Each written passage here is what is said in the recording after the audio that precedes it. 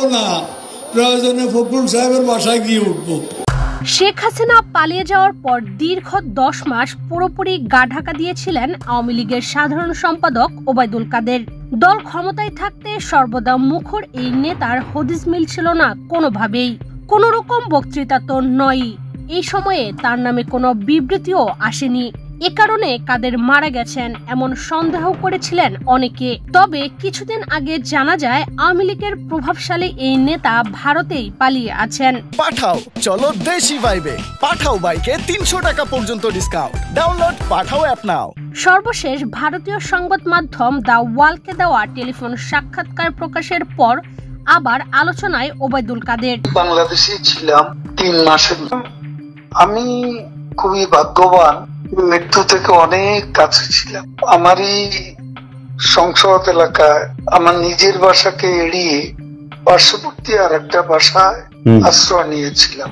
তখন 4 দিক থেকে মিছিল আসছিল।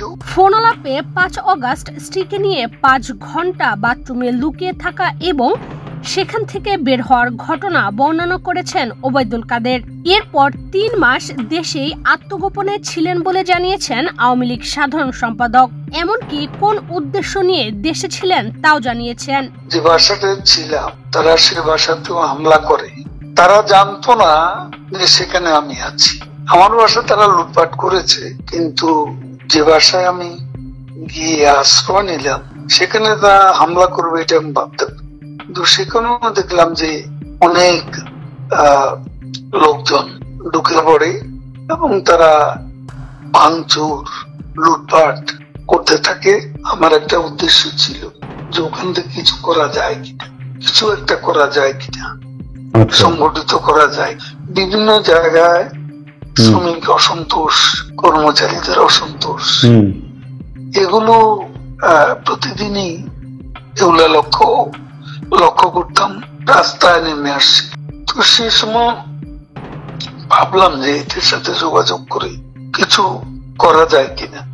এই চিন্তাতে 3 মাস পরে ওবায়দুল কাদেরের এই ফোন আলাপ প্রকাশ হওয়ার পর থেকেই অনেকের মধ্যে একটি প্রশ্ন ঘুরপাক খাচ্ছে। তুমুল ধরপাকড়ের মধ্যে 3 মাস কোথায় লুকিয়েছিলেন আওয়ামী লীগের এই প্রভাবশালী নেতা? কিভাবেই বা দেশের সীমান্ত অতিক্রম করে ভারতে পাড়ি জমিয়েছেন?